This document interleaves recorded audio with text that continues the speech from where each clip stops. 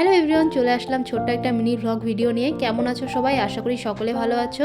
আজকে হচ্ছে এই মিনি ভ্লগ ভিডিওর মাধ্যমে কিছু কথা বলবো। তো আমি হচ্ছে আবারও চলে এসেছি বরের সাথে উত্তরপ্রদেশে। তো আসার হচ্ছে 3-4 দিন হলো। এখানে আসার সময় তো আমি কোনো ভিডিও করিনি, আর আসার পরও কোনো ভিডিও দেইনি। ভাবলাম তোমাদেরকে এই ভিডিওর মাধ্যমে জানিয়ে দিই। আর হচ্ছে 2 দিন আগে হচ্ছে পৌষ সংক্রান্তি ছিল, তো তখন হচ্ছে আমাদের পিঠে বানানো হয়নি। তো আজকে হচ্ছে পিঠে বানাচ্ছি, আর সব কিছু আমি রেডি করে নিয়েছি, দেখতেই পারলে তোমরা। তো এখন হচ্ছে আমি বানাবো হচ্ছে পাটিসাপটা।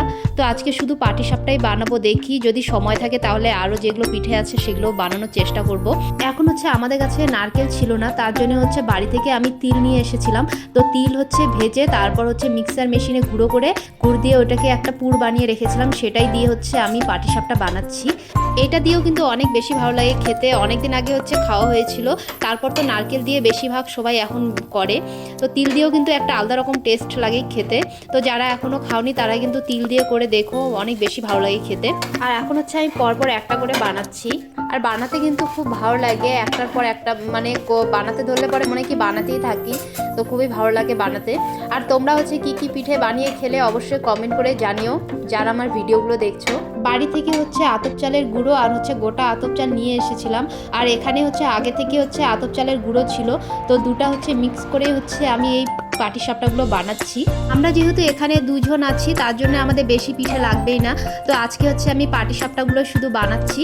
তো দেখি যদি সময় থাকে তাহলে আরও পিঠে বানানোর ইচ্ছে আছে। পিঠেগুলো কিন্তু ভালোই হচ্ছে দেখতে।